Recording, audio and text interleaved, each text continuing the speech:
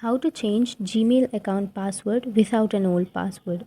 So if you don't know your old password, what you have to do is open up your Google or your Gmail, and then on the upper right corner you will have your profile icon. Tap on your profile and tap on manage your Google account. So before proceeding, make sure to like and subscribe our channel for more interesting videos. And here go to personal info, and then here if you scroll down, then you will find a password option. Tap on password, and then here tap on forgot password.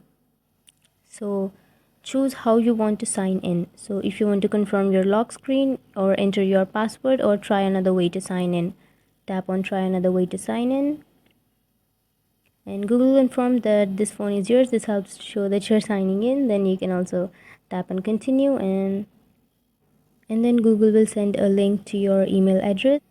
Go to your Gmail.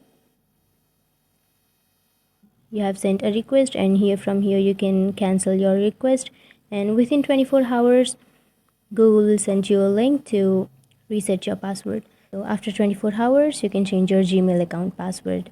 So this is how you can change your password without knowing your old password.